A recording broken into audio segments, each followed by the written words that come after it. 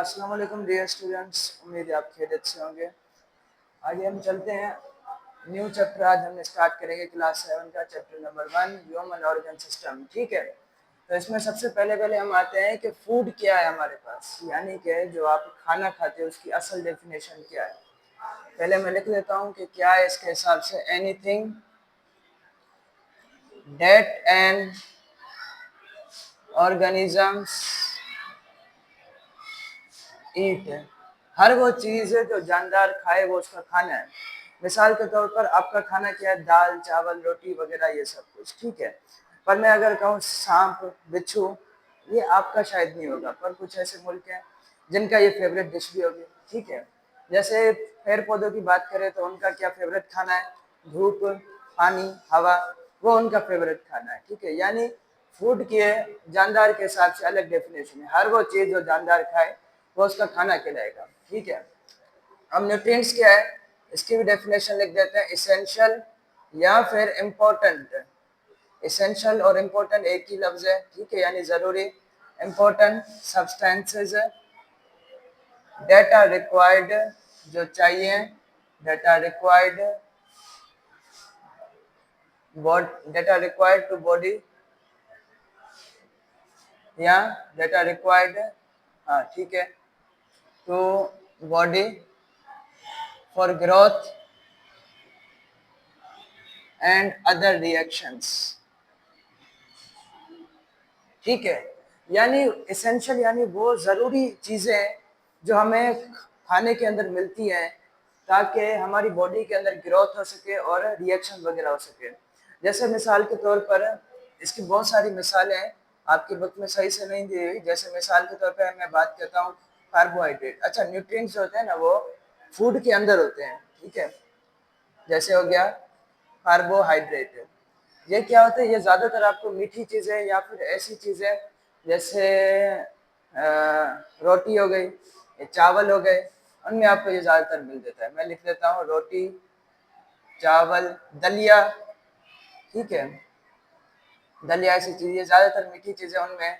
शहद, उसके अंदर भी कार्बोहाइड्रेट है। ठीक है, ये कार्बोहाइड्रेट बहुत ज़रूरी है, हमें रोजमर्रा कोई काम करना होता है तो ये हमें चाहिए होते हैं कार्बोहाइड्रेट। इसकी मिसाल आपने अगर ग्लूकोज सुनी हो, ठीक है, वो भी इसके अंदर आता है कार्बोहाइड्रेट के अंदर। फिर आते हैं प्रोटीन, ये क्या होता है, ये गोश्त वगैरह अंडे वगैरह इनमें होते हैं। ठीक है, गोश्त हो गए, अंडे हो गए, ठीक है, दूध जैसी चीजें, उनमें ये प्रोटीन होता है। ठीक है, इसकी मिसाल ऐसे समझो, हाँ दाल भी आ गई। अगर गोश्त की जो बूटियाँ हैं ना, बूटियाँ वो जो होती हैं एकदम वीआईपी वाली, ठीक है, तो उनमें जो ये धागे होते हैं ना, धागे नमूने होते हैं, ये प्रोटीन के बने होते हैं। ठीक है, प्रोटीन। फिर इसके बाद आते हैं हम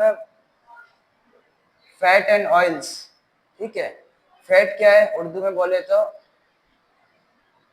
चर्बी, उर्दू में बोले तो इसको बोलते हैं, ऑयल को बोलते हैं तेल। तेल या फिर फैट, जो भी चर्बी वगैरह है, ये आपको कहाँ से मिलते हैं, आपको दूध मक्खन, मक्खन हो गया। ऑयल कहाँ से मिलेगा, घी हो गया। ठीक है, या आपको ये फैट मिलेगा। और ऑयल कहाँ से मिलेगा, सरसों का तेल जो भी होता है, वो सारी इसकी मिसालें। ठीक है, यानी न्यूट्रिएंट्स ऐसी ज़रूरी चीज़ें हैं जो खाने के अंदर मौजूद होती हैं और हमें लाजमी चाहिए किसी न किसी बॉडी ग्रोथ वगैरह के लिए। इसकी एक और मिसाल आप लिख दो, विटामिन, VITAMIN। ठीक है, विटामिन भी देखो बहुत सारी जरूरी है। जैसे हम कहते हैं ना, आपके घर वाले बोलते हैं कि धूप में बैठो आपको विटामिन डी मिलेगी। धूप से नहीं आ रही होती, वो मैं बताऊंगा कि विटामिन डी का दूसरा प्रोसेस होता है। ठीक है, और विटामिन सी वगैरह जो लड़कियाँ वगैरह स्किन वगैरह के लिए ज़्यादातर इस्तेमाल करती हैं। ठीक है, या फिर वैसे भी आपको खाना चाहिए, विटामिन सी आपकी बॉडी के लिए बहुत ज़रूरी है। विटामिन ए आंखों की रोशनी वगैरह के लिए, ये भी आप लोगों ने अगर पढ़ा होगा या फिर आगे क्लासेस में पढ़ोगे। यानी विटामिन भी ऐसे ज़रूरी सब्सटेंस होते हैं जो आपको चाहिए होते हैं, वो भी न्यूट्रिएंट्स के अंदर आ जाते हैं। आगे चलते हैं, इस चैप्टर का मेन टॉपिक है digestive system and respiratory system. दो किस्म के, यानी हाजमे वाला निज़ाम जो हम खाना खाते हैं वो वाला पढ़ेंगे, और जो सांस लेने वाला अमल है रेस्पिरेटरी सिस्टम, वो हमें अच्छे से पढ़ना है। 5 स्टेप्स ऑफ डाइजेशन, यानी कि डाइजेशन में 5 हिस्से होते हैं। ये आपको आस्ते आस्ते करके सारे पार्ट्स याद हो जाएंगे। यानी मुंह को बोलते हैं माउथ या फिर ओरल कैविटी, स्टमक ये आपका यहाँ पर होता है, मैदा होता है, ठीक है। स्मॉल इंटेस्टाइन, आंत वगैरह जैसे बोलते हो, छोटी आंत, ये बड़ी आंत, ठीक है। ये आपको आराम से याद हो जाएंगी। ये मैंने इस तरह लिखा था कि आपको याद हो जाए कि क्या क्या होता है। सबसे पहले देखें तो इसमें पहला स्टेप होता है इंजेक्शन। मैं आपको कहूँ, अगर आपके सामने खाना है तो आप सबसे पहले क्या करोगे, आप उसको अपने मुंह में रखोगे, ठीक है। तो यही तो कहलाता है इंजेक्शन, यानी hacking of food inside the mouth, अपने मुंह के अंदर खाने को रखना, ये इंजेक्शन कहलाता है। आपके लफ्जों में बोले तो खाने को ठूसना, खाना, सॉरी, ठीक है, खाना। चलो दूसरे नंबर पे आते हैं, जरूरी डाइजेशन। डाइजेशन क्या है कि खाने को छोटे छोटे पीसेस में तोड़ देना। अब आप मुंह पे रख के ऐसे थोड़ी छोड़ दोगे उसको, आप इस तरह चबाओगे, इस तरह करके, जैसे भी करके आप इसको चबाओगे, उसके छोटे छोटे पीसेस करोगे, फिर अंदर वो और टूटेगा और टूटेगा। यहाँ पे सवाल आता है कि कितना ज्यादा टूटेगा, ठीक है। तो ये क्या कहलाता है, ये होता है ब्रेक डाउन, यानी तोड़ फोड़। ब्रेक डाउन लिख देता हूँ, तोड़ फोड़, ये तोड़ फोड़ वाला हमारे, ठीक है। ब्रेक डाउन ऑफ, अब इसकी दो डेफिनेशन है, मैं दोनों लिखवाऊंगा, ठीक है। Break down of complex food into simple food, ठीक है। एक और डेफिनेशन क्या, यही मैंने, इसका मतलब है ऊपर वाला सेम है। ब्रेक डाउन ऑफ, यहाँ पर कॉम्प्लेक्स की जगह पे लिखा होगा non diffusible, non diffusible food into diffusible food. Non diffusible क्या है बताता हूँ। मिसाल के तौर पर ये आपने खाना अपने मुंह में रखा, ठीक है, ये आपका निवाला, इतना बड़ा निवाला, ठीक है, ये निवाला है। आप क्या करते हो, जब आप इसके क्या कर दोगे, छोटे छोटे इसके टुकड़े कर दोगे, ये आपने टुकड़े कर दिए। ये क्या था, ये एक कॉम्प्लेक्स स्ट्रक्चर था। कॉम्प्लेक्स का मतलब होता है कि पेचीदा एक स्ट्रक्चर है, और ये सिंपल, सीधा साधा, भोला भाला, छोटा सा, ठीक है। ये है आपके पास कॉम्प्लेक्स, और ये है सिंपल। अब डाइजेशन का मेन मकसद होता है कि आपका जो खाना है वो इतना छोटा टूटे, इतना छोटा टूटे कि वो सेल के अंदर आराम से दाखिल हो जाए। मिसाल के तौर पर मैं आपके सामने, ये आपके पास एक सेल है, अगर मैं आपसे पूछूं, ये आपके पास एक ये फूड है और एक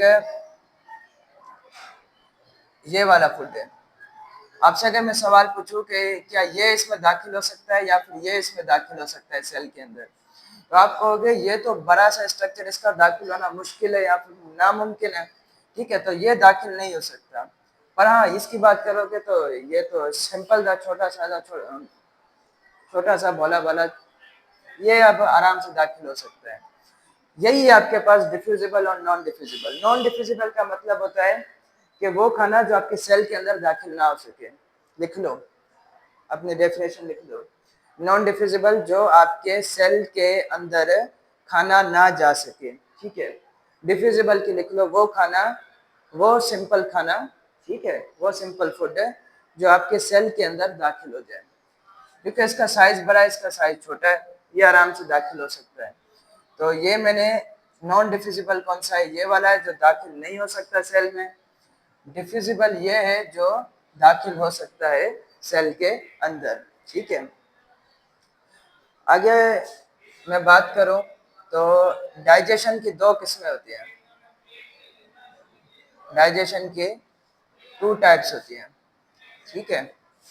एक है मैकेनिकल और एक है केमिकल, ठीक है। इसको हम अगली वीडियो में क्लियर करेंगे, ठीक है। आज के लिए इतना काफ़ी है, फिर आगे हम मिलते हैं, ठीक है। यहाँ तक मैं आपको थोड़ा रिपीट करवा देता हूँ। फूड क्या है, हर वो चीज़ जो खाए जानदार, ठीक है, जैसे पेड़ पौधों का अलग एक होता है खाना, धूप वगैरह, पानी वगैरह। हम इंसानों का अलग एक एक फूड होता है। अब न्यूट्रिएंट्स क्या है, वो चीज़ें जो हमें खुराक से मिलती हैं या फूड से मिलती हैं, ठीक है, और वो ज़रूरी होती है हमारी बॉडी की ग्रोथ के लिए या फिर बहुत सारी चीज़ें करने के लिए। इसकी मैंने आपको मिसाल दे दी, carbohydrate, protein, fat and oil. Vitamin वगैरह ये सब कुछ, ठीक है। फिर मैंने बताया इसके 5 स्टेप्स होते हैं। आज हमने सिर्फ 2 स्टेप किए हैं और दूसरा का मैंने थोड़ी सी एक बात छोड़ दी है, अगली वीडियो में क्लियर हो जाएगी। पहला इंजेक्शन, खाने को मुंह के अंदर रखना, ये आपका था इंजेक्शन। दूसरा है डाइजेशन, खाने का एक बड़ा जो निवाला है उसको छोटे छोटे पीसेस में कन्वर्ट कर देना, ये कहलाता है डाइजेशन। अच्छा, कितना छोटा करना, इतना छोटा करना कि ये सेल के अंदर आराम से दाखिल हो जाए, ये आपका कहलाता है असल डाइजेशन, ठीक है। जो सेल के अंदर खाना दाखिल ना हो सके उसे हम बोलेंगे नॉन डिफ्यूजिबल, और जो दाखिल हो जाए उसे हम बोलेंगे डिफ्यूजिबल। अगली वीडियो में मिलते हैं, अल्लाह हाफिज।